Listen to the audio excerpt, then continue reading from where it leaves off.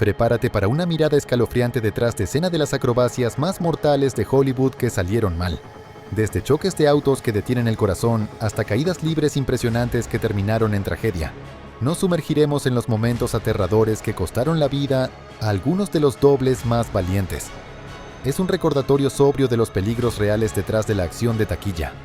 Quiero que estés alerta, porque nos espera una hora sin parar con las muertes de dobles de riesgo más perturbadoras de todos los tiempos. El 24 de noviembre de 2007, Conway Wycliffe, un técnico de efectos especiales nacido en Nueva Zelanda, estaba trabajando en el set de The Dark Knight de Christopher Nolan. Conway tenía 41 años y una carrera impresionante, habiendo trabajado en grandes éxitos de alto presupuesto como Batman Begins, Children of Men y Casino Royale. Su pasión por su oficio lo había llevado por todo el mundo para trabajar en algunos de los blockbusters más importantes de su tiempo. Y ahora estaba en Chertsey, Surrey, listo para hacer su contribución a lo que se convertiría en una de las películas más populares de finales de la década de 2000. Ese día, Conway se inclinaba por la ventana de una Nissan 4WD, mirando hacia atrás para capturar la toma perfecta del auto de acrobacias. El vehículo en el que estaba era conducido por un hombre llamado Bruce Monroe Armstrong. El plan era simple: filmar el Batimóvil mientras aceleraba paralelo a su vehículo, capturando la intensidad y lo épico del momento. Pero al acercarse a una curva, la situación dio un giro trágico. La Nissan se desvió ligeramente del camino, rozando un terraplén antes de estrellarse contra un árbol. El impacto, aunque a una velocidad relativamente baja de unas 19 millas por hora, fue lo suficientemente fuerte como para causar daños catastróficos. Conway no llevaba puesto el cinturón de seguridad. Aún más, su cabeza estaba fuera de la ventana abierta en el momento del impacto. Como resultado, su cabeza quedó aplastada entre el árbol y el auto. Sus heridas fueron fatales. Un miembro del equipo, Ian Mitchell, observó con horror cómo la 4WD no logró girar hacia la carretera de servicio, y en cambio siguió por el pasto hasta chocar contra el árbol. Corrió hasta el lugar para encontrar a Conway en estado crítico, y de inmediato se hicieron llamados a un médico, que resonaron por todo el set.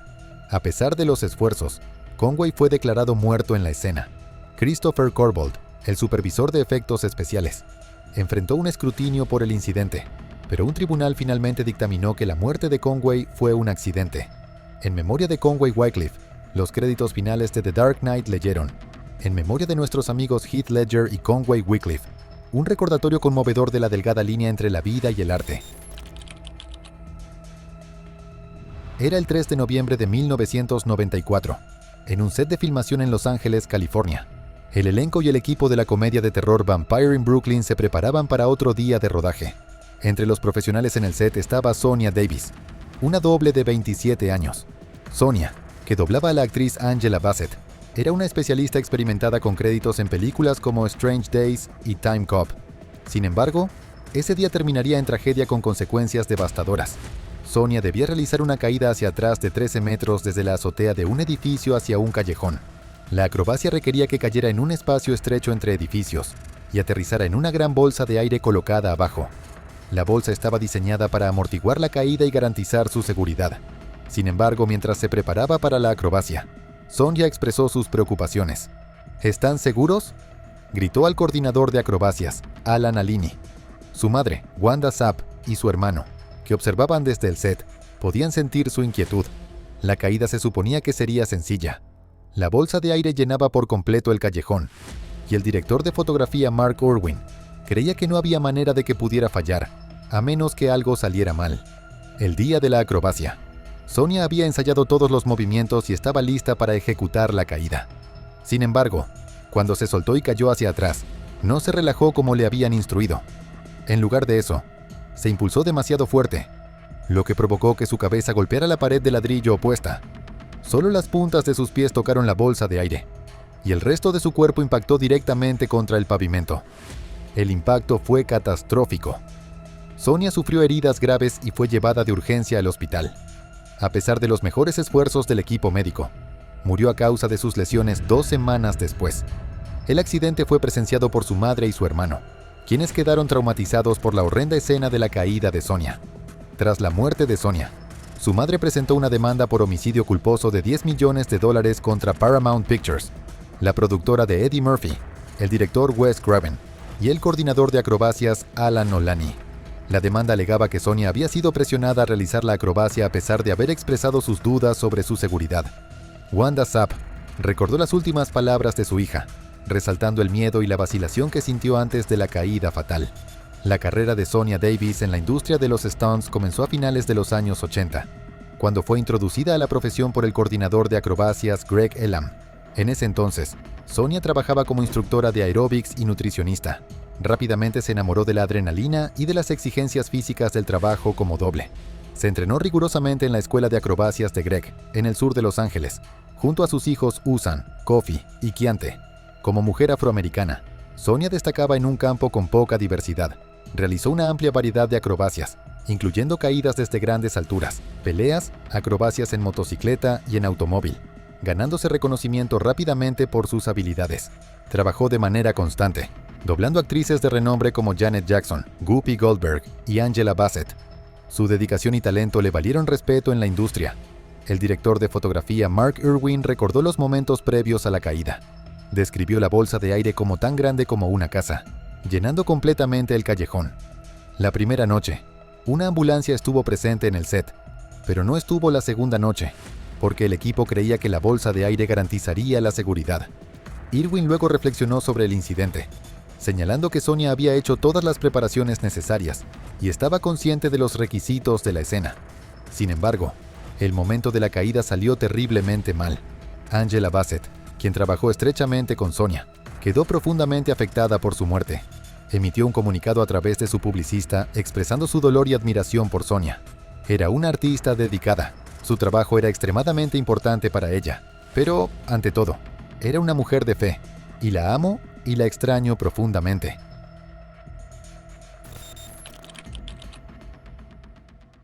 A los 26 años, Wu Yongning saltó a la fama en las redes sociales chinas por sus acrobacias mortales en lo alto de rascacielos, ganándose el apodo de Superman chino. También se le considera uno de los pioneros del movimiento rooftopping en China, cautivando a las audiencias con sus temerarias hazañas a grandes alturas. Sin red de seguridad ni equipo, Wu se colgaba peligrosamente de edificios con una sola mano, o realizaba dominadas y equilibrios con un brazo. Su repertorio también incluía escalar vigas estrechas y ejecutar saltos mortales que desafiaban la gravedad en esas alturas vertiginosas. Él o sus amigos grababan con frecuencia estas hazañas, y cada vez que publicaba un video, rápidamente acumulaba millones de vistas entre sus más de 1 millón de seguidores. Para 2017, Wu había publicado más de 500 clips y transmisiones en vivo, y había comenzado a ganar dinero gracias a patrocinios y pagos por vistas. El 8 de noviembre de 2017, Wu se dispuso a realizar una de sus famosas acrobacias de dominadas en el Huayuanhua Center, en Changsha, capital de la provincia china de Hunan. Decidido a capturar un video impresionante, escaló libremente casi 20 pisos para alcanzar la posición deseada. Una vez arriba, comenzó a filmar su última acrobacia como lo había planeado. Después de completar varias dominadas, Wu tuvo dificultades para reincorporarse al edificio.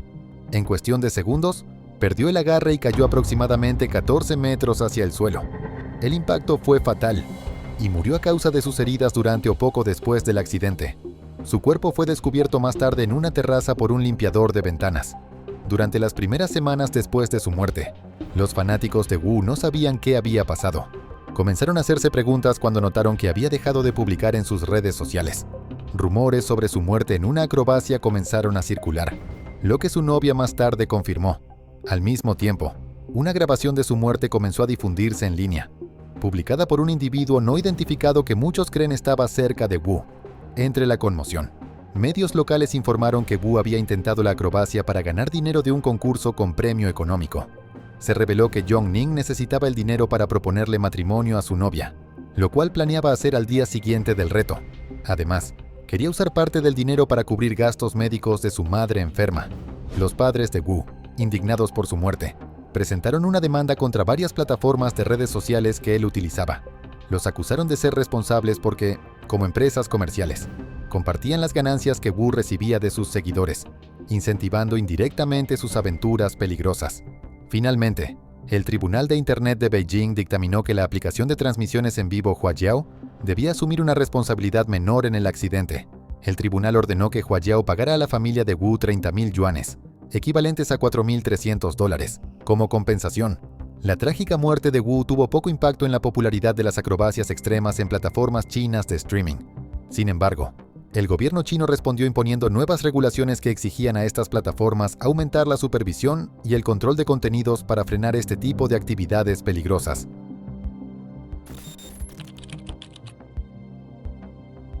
Era el 30 de marzo de 1993. Brandon Lee estaba filmando una de sus últimas escenas como Eric Draven, el protagonista de The Crow. A los 28 años, Brandon era una estrella en ascenso y heredero de un legado enorme. Era hijo del legendario actor Bruce Lee. Brandon había heredado no solo las habilidades en artes marciales de su padre, sino también su magnética presencia en pantalla. The Crow, un thriller sobrenatural oscuro y melancólico, estaba destinado a ser su papel consagratorio, la película que lo lanzaría al estrellato. Pero el destino tenía un plan trágico diferente. Aquella noche, Brandon se preparaba para filmar una escena en la que su personaje, Eric Draven, es brutalmente asesinado por una pandilla. La escena era intensa, exigente y cargada de emoción cruda. La noche anterior, mientras hablaba por teléfono con su madre, Brandon le dijo que estaba feliz de filmar su última escena con armas, pues esperaba dejar atrás esa etapa y estaba emocionado por sus próximos proyectos. Mientras las cámaras rodaban ese martes 30 de marzo, Eric Draven entraba a su apartamento y encontraba a su prometida siendo atacada. En medio del caos, un pandillero, interpretado por Michael Massey, apuntó con un revólver Smith & Wesson, modelo 6.29 calibre 44 Magnum hacia Brandon, y apretó el gatillo. El problema comenzó antes. El arma había sido cargada previamente con balas falsas, cartuchos reales a los que se les había retirado la pólvora, pero dejando el fulminante intacto. Estas balas estaban diseñadas para verse reales en cámara sin representar peligro. Sin embargo, el equipo olvidó un paso crítico: remover el fulminante. En una escena anterior, una de estas balas falsas fue disparada. Aunque no tenía pólvora, la energía del fulminante fue suficiente para empujar la bala dentro del cañón, generando lo que se conoce como un tiro obstruido, o squib load. Para la escena fatal, las balas falsas fueron reemplazadas con balas de fogueo, diseñadas para producir el sonido y el destello del disparo, pero sin proyectil. Sin embargo, la bala atascada en el cañón permanecía allí, inadvertida. Cuando Massey disparó la bala de fogueo, la fuerza expulsó la bala atrapada con casi la misma potencia que una bala real. El proyectil impactó a Brandon en el abdomen y lo atravesó. No hubo sangre en ese momento. Mientras caía al suelo, todos pensaron que estaba bromeando. Brandon era conocido por su sentido del humor, así que un truco parecía posible, pero permaneció inmóvil. Su amigo y compañero de reparto, Jeff Amata, corrió hacia él y se dio cuenta de inmediato de que algo estaba terriblemente mal. Brandon estaba inconsciente y tenía dificultades para respirar. Un médico fue llamado de inmediato. Al principio pensaron que quizás se había golpeado la cabeza en la caída, pues no había sangre visible y su pulso parecía regular. Pero en cuestión de minutos, su pulso se volvió lento y finalmente se detuvo. Brandon fue trasladado de urgencia al New Hanover Regional Medical Center. Después de 6 horas de cirugía, murió en las primeras horas del miércoles 31 de marzo de 1993. La filmación fue catalogada como un accidente debido a negligencia. Brandon fue enterrado junto a su padre en el cementerio Lakeview en Seattle, Washington. Tras la tragedia, su madre, Linda Lee Cadwell, presentó una demanda contra los cineastas alegando negligencia, la cual fue resuelta fuera de los tribunales. Finalmente, The Crow fue lanzada, y hoy es considerada una película de culto, con una base de fans devotos que la recuerdan como la obra que inmortalizó a Brandon Lee. Era el 4 de abril de 2002 en Praga, República Checa. Harry O'Connor, un ex Navy SEAL de 45 años y experimentado doble de riesgo, se preparaba para una escena compleja en la película XXX. O'Connor no era ajeno al peligro. Su carrera tanto en el ejército como en la industria del cine lo había llevado a realizar innumerables tareas de alto riesgo. Pero ese día, las cosas tomarían un giro fatal. Harry O'Connor debía realizar una escena de parapente para la película. El truco consistía en descender en parasail a lo largo de una línea para aterrizar sobre un submarino. La primera toma salió bien y fue capturada exitosamente en cámara. Sin embargo, el director Rob Cohen quiso repetir la escena para asegurarse de tener la mejor toma posible. Esa decisión resultaría fatal para O'Connor. Durante la segunda toma, algo salió terriblemente mal. O'Connor no logró descender lo suficientemente rápido y chocó contra un pilar del puente Palaquí a gran velocidad. El impacto le rompió el cuello, causándole la muerte instantáneamente.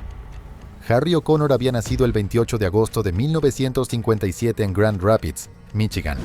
Desde los 15 años era apasionado del paracaidismo, pasión que lo llevó a unirse a la Marina de los Estados Unidos, donde sirvió durante 20 años como miembro de los Navy SEALs y del equipo de paracaidismo de la Marina, conocido como Leapfrogs. Su distinguida carrera militar lo llevó a alcanzar el rango de Master Chief antes de retirarse. Después de dejar la Marina, O'Connor se mudó a California para dedicarse a Hollywood como doble de riesgo y coordinador aéreo. Su trabajo en la industria fue impresionante. Participó en películas importantes como Drop Zone, Titanic, Air Force One y Charlie's Angels. Su experiencia en paracaidismo y acrobacias lo convirtió en un recurso valioso en cualquier set. A pesar de los riesgos inherentes a su profesión, O'Connor nunca perdió el amor por la adrenalina de las acrobacias. El día del accidente, el equipo de producción de XXX impuso un embargo inmediato de información sobre el incidente, probablemente debido a la naturaleza impactante del suceso y la necesidad de investigar a fondo. La policía local inició una investigación para determinar si la tragedia fue causada por una falla técnica o una violación de los protocolos de seguridad. Más tarde, el director Rob Cohen comentó sobre el accidente, resaltando los riesgos a los que se enfrentan los especialistas. Tuvimos 500 dobles trabajando en esta película. 499 no sufrieron ni un rasguño. Esto demuestra hasta dónde llegamos para brindarle al espectador este tipo de experiencias intensas. Los dobles saben que están en peligro, viven de eso. La mayoría de las veces todo sale bien. A veces, lamentablemente, no es así. A pesar de la pérdida, la filmación incluyó en el corte final la primera toma exitosa de O'Connor como un homenaje a su habilidad y valentía. La película, protagonizada por Vin Diesel y Samuel L. Jackson, se filmó principalmente en la República Checa y fue dirigida por Rob Cohen. Harry O'Connor dejó atrás a su esposa, Gemma Lynn, y a sus 2 hijas, Hayley y Hannah. Su muerte fue un golpe devastador para su familia, amigos y colegas. El 13 de abril de 2002 se celebró un servicio militar en la base anfibia de la Marina en Coronado, California, en su honor. Además, el 27 de abril de 2002 se organizó un festival conmemorativo de paracaidismo en el Drop Zone de Paris Valley, California, seguido de un evento de Celebration of Life. Desde niño, Alex Harville desarrolló una pasión por las motocicletas al sentarse en la parte delantera de la moto de su padre. Su entusiasmo por las acrobacias en moto creció aún más al ver en televisión los espectáculos del legendario Evel Knievel. Durante su adolescencia y adultez, Alex perfeccionó sus habilidades practicando junto a otros entusiastas y compitiendo en torneos locales.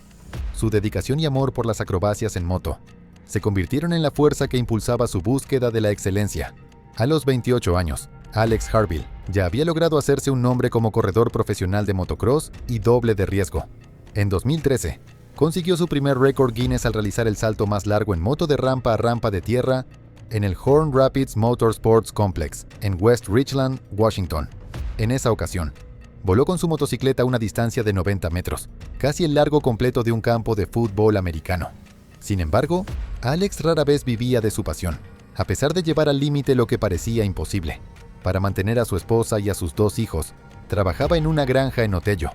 Aún con las escasas recompensas económicas, Alex nunca abandonó su sueño y seguía entrenando para romper más récords, incluso un accidente grave en 2017, cuando se fracturó el talón durante un salto de práctica en rampa para un intento de récord en el Talladega Super Speedway. No lo detuvo en su empeño. La tragedia llegó en 2021, cuando Alex intentó romper el récord de salto más largo en motocicleta, fijado en 107 metros por Robbie Madison, en marzo de 2008. El escenario fue el Moses Lake Air Show, realizado en el Aeropuerto Internacional del Condado de Grant, Washington, donde miles de espectadores esperaban ansiosos. Durante el calentamiento previo al salto principal, Alex aceleró su Suzuki 450 a toda velocidad, pero chocó contra el borde superior de la rampa de aterrizaje de tierra. El impacto lo expulsó violentamente de la motocicleta, lanzándolo 6 metros en el aire antes de caer brutalmente al suelo, sufriendo múltiples heridas en todo el cuerpo. En cuestión de minutos, un técnico en emergencias médicas llegó para atenderlo. Una ambulancia arribó poco después y lo trasladó de urgencia a un hospital cercano. Sin embargo, sus lesiones eran demasiado graves y murió camino al hospital. Días después, el informe forense reveló que Alex había sufrido un trauma contundente en el torso, siendo el golpe del manillar contra su cuerpo la causa principal de las lesiones fatales. En homenaje a Alex, los videos del accidente que habían circulado en internet fueron retirados, quedando únicamente algunas imágenes para fines noticiosos. Robbie Madison, cuyo récord Alex intentaba superar, declaró sentirse destrozado por la noticia y expresó su dolor por la familia de Alex. También llegaron mensajes de condolencia de otros especialistas y de la empresa Guinness World Records. El 30 de junio de ese año, se realizó un homenaje público en su ciudad natal, Ephrata, Washington. Posteriormente se abrió una campaña de GoFundMe para apoyar a su familia, que recaudó más de $42,000 en pocos días. En un giro sorprendente, Alex alcanzó una última victoria de manera póstuma. En 2012, había realizado un salto de 130 metros en Tows MX Park en Royal City, Washington, que debió haber sido considerado como el salto más largo de rampa a tierra en motocicleta. Después de su muerte, su madre, Debbie Chamberlain, solicitó la certificación a Guinness World Records para honrar su memoria. En agosto de 2022, Guinness aprobó oficialmente el récord, inmortalizando la hazaña y consolidando el legado de Alex Harville como doble de riesgo.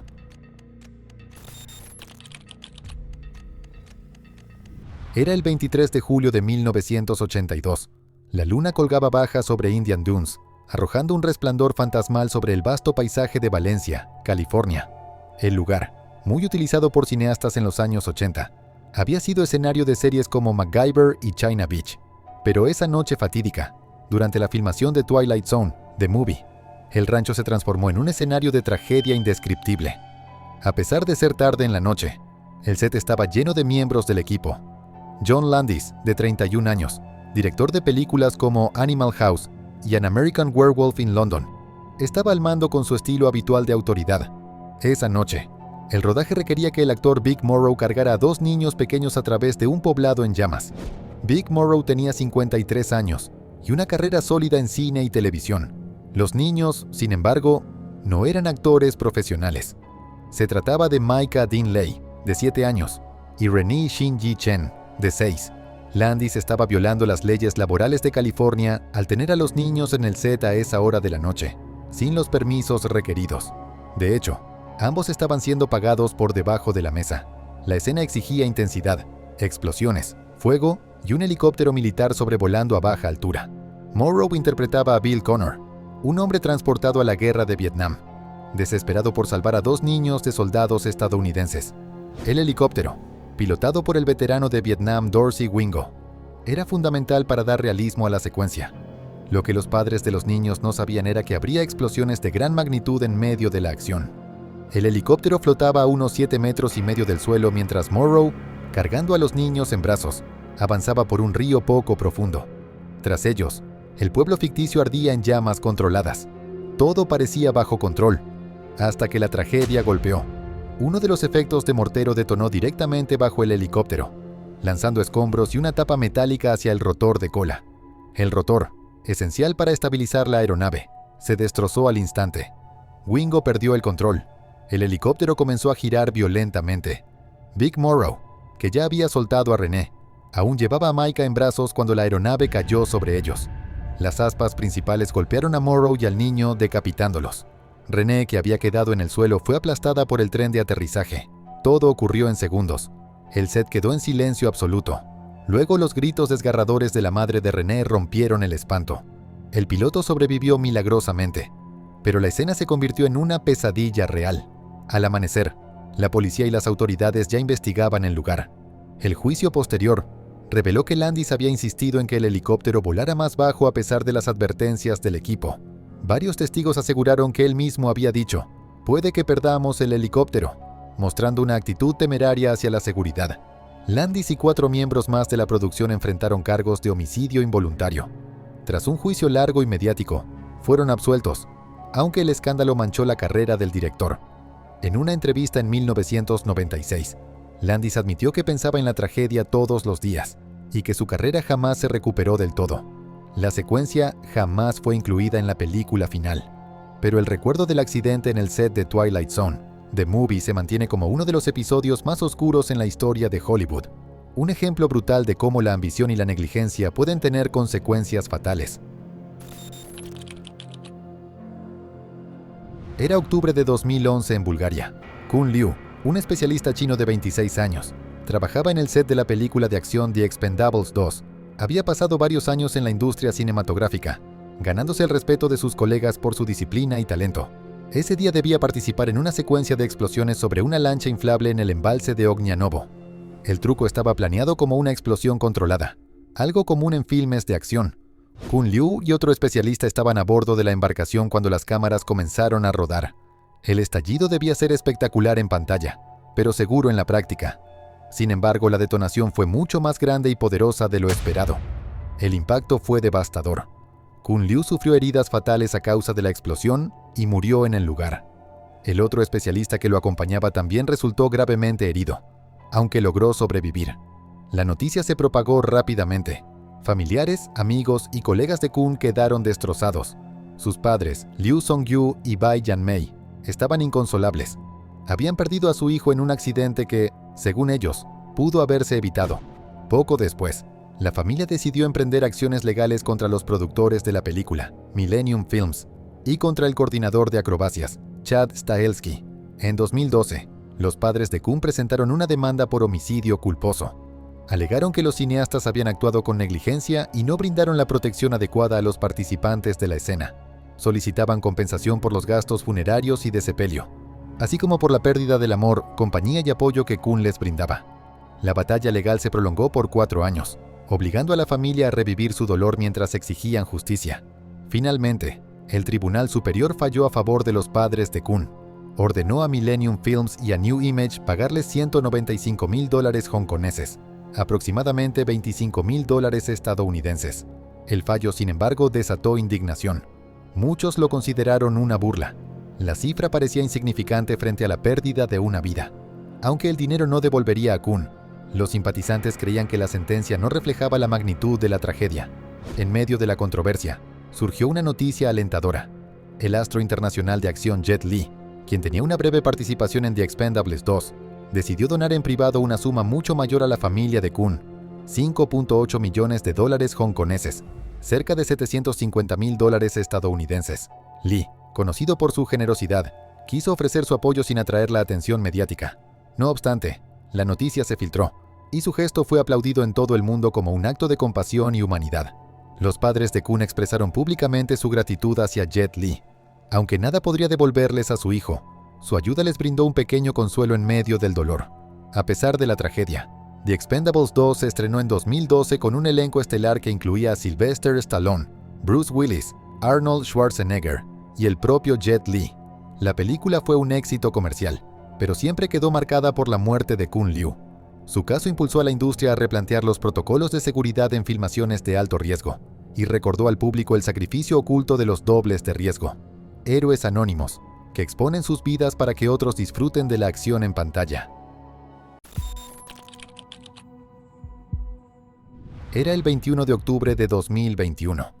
Halyna Hutchins, directora de fotografía de 42 años, trabajaba en el set de la película del viejo oeste Rust, dirigida por Joel Souza y protagonizada por Alec Baldwin, quien también era productor de la cinta. Halyna era una cineasta talentosa, con un estilo visual que la había llevado a múltiples proyectos importantes. Su resiliencia quizás provenía de su infancia. Había crecido en una base militar soviética en el Ártico, donde su padre servía en el ejército. Allí despertó su interés por el cine. Más tarde estudió en la Universidad Nacional de Kiev y después se convirtió en periodista de documentales. En 2005, durante un viaje a Estados Unidos, conoció a su esposo y decidió mudarse definitivamente para seguir su carrera en Hollywood. En 2021, además de su trabajo, tenía un hijo de 9 años junto con su esposo Matthew. Ese jueves en La Ciénega, Nuevo México, se filmaba una complicada escena de tiroteo dentro de una iglesia. Para ensayar, Alec Baldwin, protagonista de la secuencia, recibió un revólver Pieta Colt .45 de manos del primer asistente de dirección, David Halls. Al entregárselo, Halls anunció Cold Gun, arma fría, expresión estándar en el cine para indicar que el arma no contenía munición real. El set también contaba con una armera responsable, Hannah Gutiérrez Reed, encargada de la seguridad de las armas. Pese a esto, ya habían ocurrido incidentes previos con armas en el set, lo que había generado incomodidad en parte del equipo. Mientras Baldwin ensayaba, explicó a Halyna cómo planeaba ejecutar el movimiento. «Supongo que voy a sacarla, apuntar y decir bang». En ese momento, un proyectil real salió del arma. La bala atravesó el pecho de Halyna y luego alcanzó el hombro del director Joel Souza, que estaba detrás de ella. Halyna cayó de inmediato. Sus últimas palabras, dirigidas al microfonista que estaba junto a ella, fueron: «Eso no estuvo bien, eso no estuvo nada bien». Alec Baldwin, en estado de shock, gritaba en el set. El equipo corrió a auxiliarla mientras llegaban los servicios de emergencia. Fue trasladada al hospital, pero falleció pocas horas después. La pregunta era inevitable: ¿cómo pudo llegar una bala real a un set de filmación? Casi un mes después, el 17 de noviembre de 2021, la supervisora de guión presentó una demanda civil acusando a Baldwin de jugar a la ruleta rusa al apuntar el arma. El 2 de diciembre, Baldwin rompió el silencio en una entrevista pública, asegurando que no tenía idea de cómo una bala real había llegado al set y que él jamás apretó el gatillo. En febrero de 2022, la familia de Halina presentó una demanda por homicidio culposo, alegando que su muerte se debió a un comportamiento imprudente y a recortes de costos de los productores, entre ellos Baldwin. En octubre de ese mismo año, la familia anunció un acuerdo con los responsables de la película, pero el proceso legal continuó. En noviembre de 2022, Baldwin demandó a la armera Hannah Gutierrez Reed y a otros miembros del equipo, acusándolos de negligencia. En enero de 2023, tanto Baldwin como Gutierrez Reed fueron formalmente acusados de homicidio involuntario. Baldwin se declaró inocente, y meses más tarde los cargos en su contra fueron retirados, aunque volvió a ser acusado en enero de 2024. Nuevamente se declaró inocente. En marzo de 2024, Hannah Gutierrez Reed fue hallada culpable de homicidio involuntario y condenada a 18 meses de prisión. El juicio de Alec Baldwin estuvo programado para el 9 de julio de 2024. La muerte de Halyna Hutchins sacudió a Hollywood y reavivó el debate sobre el uso de armas de fuego reales en los sets. Para muchos, se convirtió en símbolo de los riesgos que enfrentan los equipos técnicos y de la importancia de reforzar las medidas de seguridad en la industria. John Bernecker tenía un talento atlético extraordinario y una personalidad carismática que lo convirtieron en el candidato perfecto para su sueño: ser doble de riesgo en cine y televisión. Rápidamente se destacó en la industria, participando en al menos 90 películas y series. Su impresionante currículum incluía títulos como Jonah Hex, Green Lantern, la saga de The Hunger Games, Logan y The Fate of the Furious. Su habilidad y dedicación le habían otorgado respeto y admiración en Hollywood, pero en julio de 2017, durante la filmación de The Walking Dead, John sufrió un accidente mortal. Estaba ensayando una escena de pelea con otro actor, que debía terminar con una caída rutinaria desde un balcón. Sin embargo, algo salió mal. John perdió el equilibrio y cayó 9 metros sobre un piso de concreto, en lugar de aterrizar en la colchoneta de seguridad. El impacto lo dejó inconsciente al instante, con lesiones graves en la cabeza y el cuello. El equipo esperaba salvarlo, pero 2 días después, tras ser hospitalizado, fue declarado con muerte cerebral y se le retiró el soporte vital. Dado que el resto de sus órganos estaban en buen estado, su familia decidió donarlos a través de LifeLink of Georgia, organización dedicada a trasplantes. La muerte de John fue el primer accidente fatal relacionado con acrobacias en Estados Unidos en más de 17 años, lo que atrajo gran atención mediática. Surgieron críticas sobre la seguridad en el set de The Walking Dead y si el accidente pudo haberse evitado.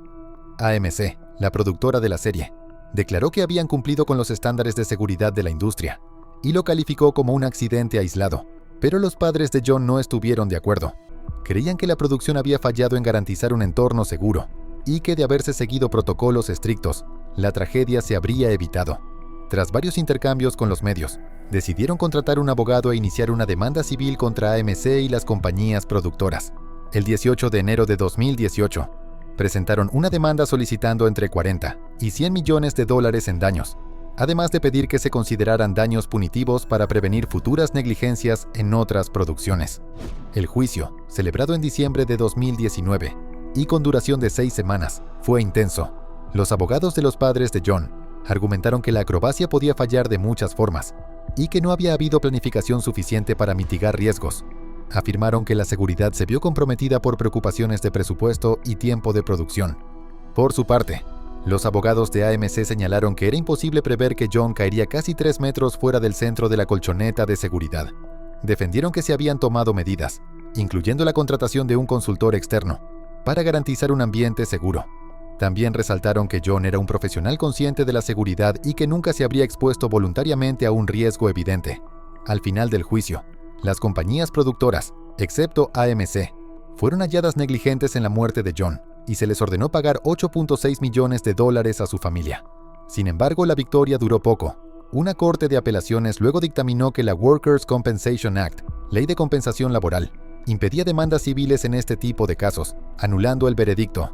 En vida, John no solo era miembro del Screen Actors Guild y de la American Federation of Television and Radio Artists, también había fundado su propia compañía, Prodigy Stunts LLC, a la que llamaba su familia de acrobacias.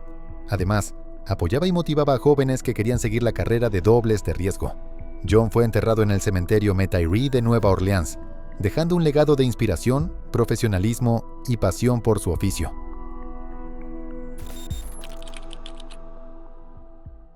El 14 de agosto de 2017, en Vancouver, Columbia Británica, Sequana, Joy Harris, una motociclista profesional de 40 años, estaba en el set de Deadpool 2.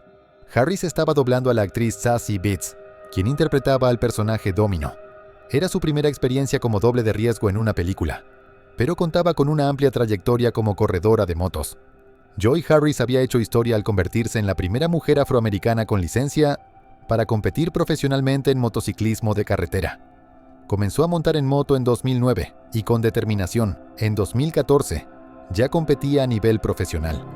Su habilidad, valentía y dedicación la habían convertido en un referente en el mundo de las carreras.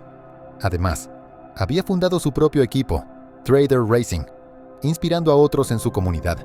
Ese día debía realizar una acrobacia en una Ducati Hypermotard 939. El truco consistía en bajar por una serie de rampas y detenerse de manera controlada. Había practicado varias veces, aumentando gradualmente la velocidad hasta alcanzar la requerida, entre 20 y 25 kilómetros por hora. Todo parecía bajo control. Sin embargo, al ejecutar la acrobacia, algo salió mal. En lugar de frenar, la moto aceleró. Harris perdió el control. La motocicleta siguió su curso. Salió disparada por una segunda rampa y se estrelló contra el ventanal de un edificio cercano. Joy fue eyectada de la moto y sufrió heridas traumáticas en la cabeza. No llevaba casco, ya que el personaje que interpretaba, Domino, no usaba uno. Esa ausencia resultó fatal. A pesar de la rápida intervención médica, Harris fue declarada muerta en el lugar. El informe forense confirmó que murió por traumatismo contundente en la cabeza. La investigación realizada por WorkSafe BC, la Junta de Compensación de Trabajadores de Columbia Británica, reveló graves fallas de seguridad por parte de la productora TCF Vancouver Productions. El informe señaló que no se hizo una evaluación de riesgos adecuada. No se establecieron controles suficientes de velocidad ni se garantizaron las condiciones mínimas de seguridad. Además, no se aseguró que la doble llevara casco ni se supervisó correctamente la ejecución del truco. El resultado: una multa de casi $300,000 canadienses a la productora. El informe también criticó la ausencia de barreras que hubieran evitado que la moto saliera del perímetro del set. La noticia sacudió a la industria. Ryan Reynolds, protagonista de la cinta, expresó públicamente su devastación y condolencias a la familia de Harris. El rodaje se detuvo temporalmente para que el equipo procesara la pérdida. Cuando la película finalmente se estrenó en 2018, se incluyó una dedicatoria en los créditos finales en memoria de Joy Harris. Su familia, devastada, llegó a un acuerdo fuera de los tribunales con los estudios de cine, aunque los detalles nunca se hicieron públicos. Sin embargo, quedó en evidencia la tensión en Hollywood entre la necesidad de realismo en pantalla y la obligación de proteger a quienes hacen posibles esas escenas. La muerte de Joy Harris también abrió un debate sobre diversidad en la industria. Fue contratada específicamente para hacer la doble de Zazie Beetz, lo cual fue celebrado como un paso hacia la inclusión. Pero también surgieron dudas sobre si la preparación y las condiciones de seguridad habían estado a la altura de la exigencia. Joy Harris dejó un legado como pionera en las carreras de motos y como ejemplo de coraje.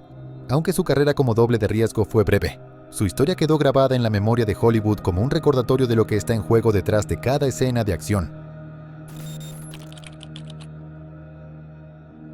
El 20 de febrero de 2014, Sarah Jones, asistente de cámara de 27 años, comenzó lo que sería su primer día en el set de Midnight Rider, una película biográfica sobre el músico Gregg Allman. Para Sarah, era una gran oportunidad. Ya había trabajado en series exitosas como The Vampire Diaries, y era reconocida por su ética de trabajo incansable y su entusiasmo. Pero esa jornada terminaría en tragedia. La noche anterior, Sarah había hablado por teléfono con su padre, Richard Jones. Durante la conversación le confesó que estaba nerviosa. A pesar de ser un proyecto con un actor importante como William Hurt, el presupuesto parecía demasiado bajo, y las condiciones de trabajo no le inspiraban confianza. También le preocupaba que personas en posiciones superiores le hicieran preguntas básicas que, en teoría, ellos deberían saber responder. Sin embargo, fiel a su compromiso, se presentó al trabajo con la mejor disposición. El equipo filmaba en condado de Wayne, Georgia, cerca del río Altamaha, en un área agreste atravesada por un puente ferroviario de más de 100 años. El director Randall Miller decidió mover la filmación al propio puente, a pesar de que la vía seguía en uso y que la empresa ferroviaria CSX había denegado permiso. Esto significaba que el rodaje se hacía sin autorización, en condiciones extremadamente peligrosas. La escena planeada era un sueño de Greg Allman, interpretado por William Hurt. Para representarlo colocaron una pesada cama metálica de hospital en medio de las vías del tren. El plan era filmar allí, con el río de fondo. El equipo fue advertido. Si aparecía un tren tendrían 60 segundos para despejar la vía. Solo un minuto de diferencia entre la vida y la muerte. La tensión era evidente. Algunos miembros del equipo formaron un círculo de oración, pero nadie se atrevió a cuestionar al director directamente. Sarah, como siempre, trabajaba sin descanso. Cargaba equipos, ayudaba con las cámaras y se aseguraba de que todo estuviera en orden. De pronto, el rugido de un tren se escuchó a lo lejos. Una locomotora de carga se aproximaba a gran velocidad. El director gritó: ¡corran! El equipo entró en pánico. Sarah, comprometida con su trabajo, intentó rescatar equipo de cámara y cargó bolsas en sus hombros en lugar de huir de inmediato. Todos le gritaron que dejara el equipo y corriera. Varios técnicos intentaron desesperadamente quitar la cama metálica de las vías, temiendo que el tren descarrilara. Pero el mueble era demasiado pesado y el tren avanzaba demasiado rápido. En segundos, la locomotora embistió la cama con una fuerza brutal, lanzando escombros en todas direcciones. Uno de esos fragmentos golpeó a Sarah, arrojándola a las vías. El tren la alcanzó y la mató instantáneamente. Varios miembros del equipo resultaron heridos por los restos metálicos. La escena fue espantosa. El director lloraba. Algunos técnicos gritaban de horror y otros intentaban cubrir el cuerpo de Sarah hasta que llegaron los paramédicos. La investigación reveló la magnitud de la negligencia. El rodaje no tenía autorización. Los productores habían ocultado información y no existía un plan de seguridad real. Randall Miller, el director, fue sentenciado a 2 años de prisión y a cumplir libertad condicional después de su liberación. El productor ejecutivo Jay Sedrich fue condenado a 10 años de libertad condicional. La película Midnight Rider nunca se terminó ni se estrenó. La muerte de Sarah Jones generó indignación en toda la industria. Más de 1000 personas asistieron a su funeral, y su caso dio origen al movimiento Safety for Sarah, que abogaba por mayores estándares de seguridad en rodajes. Desde entonces, su nombre se convirtió en un recordatorio de que ninguna película vale más que una vida. A los 25 años, Jackson Coe ya se había ganado un lugar como uno de los jóvenes más atrevidos en el mundo de las acrobacias extremas. Se había hecho popular en Instagram por compartir fotos y videos en los que aparecía trepando edificios, haciendo mortales desde embarcaciones y cornisas, o posando con calma en los bordes de rascacielos. Su estilo despreocupado, siempre con una sonrisa y un aire confiado, cautivaba a miles de seguidores que admiraban su audacia. Coe representaba la nueva generación de stunt performers digitales, jóvenes que buscaban reconocimiento y adrenalina a través de las redes sociales, muchas veces sin el respaldo de producciones de cine ni medidas de seguridad profesionales. Cada publicación suya era un reto a la gravedad y a los límites del cuerpo humano. Pero en julio de 2018, su carrera y su vida se truncaron de forma abrupta. La policía de Nueva York recibió una llamada al 911 alertando sobre un hombre inconsciente en el patio trasero de un edificio ubicado en 160 Waverly Place, cerca de Grove Street, en Manhattan. Al llegar, encontraron a Coe sin vida. El examen inicial indicó que había caído desde lo alto del edificio. Junto a su cuerpo, los agentes encontraron una lata de cerveza, lo que llevó a sospechar que había estado bebiendo antes de la caída. Los servicios de emergencia no pudieron hacer nada. Las heridas eran demasiado graves. El reporte forense confirmó que murió a causa del impacto de la caída, dejando en claro que había sido un accidente fatal. La noticia sacudió a su círculo cercano. Su amigo Louis Kahn le dedicó un emotivo homenaje en Instagram, recordando sus momentos juntos y lamentando profundamente la pérdida. La empresa Grubhub, para la que Coe trabajaba como repartidor para sostenerse económicamente, también emitió un comunicado expresando condolencias a su familia. Las circunstancias exactas de la caída nunca quedaron del todo claras. No se pudo determinar si Jackson estaba realizando una acrobacia para grabarse, si simplemente resbaló desde la azotea o si el alcohol influyó en el accidente. La policía, tras investigar, descartó la posibilidad de un crimen y liberó el cuerpo a la familia. La muerte de Jackson Coe Subrayó los riesgos mortales que implican las acrobacias extremas practicadas sin medidas de seguridad. Aunque vivía persiguiendo la emoción y el reconocimiento en redes sociales, su final fue un recordatorio brutal de lo que está en juego cuando se empujan los límites sin protección. Su familia y amigos lo despidieron resaltando su espíritu aventurero y su valentía, aunque también advirtieron sobre los peligros de este tipo de prácticas. Jackson fue recordado como alguien que vivió al máximo, pero que se fue demasiado pronto.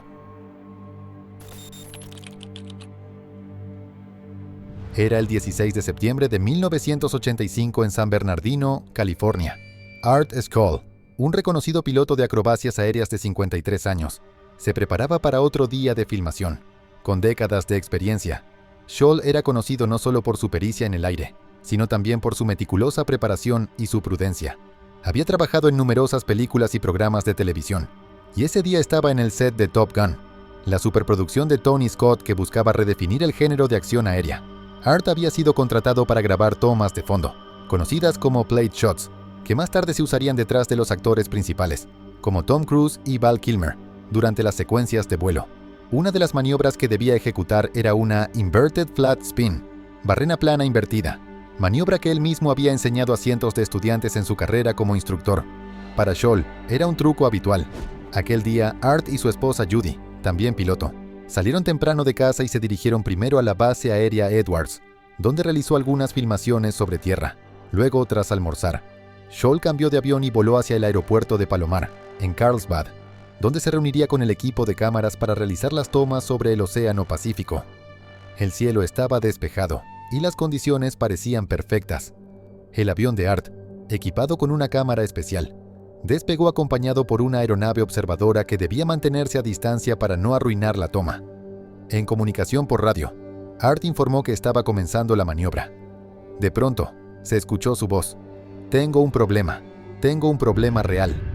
Segundos después, el avión desapareció de la vista de la aeronave observadora. Cuando sobrevolaron el área, lo único que encontraron fueron restos y manchas de aceite flotando en el mar.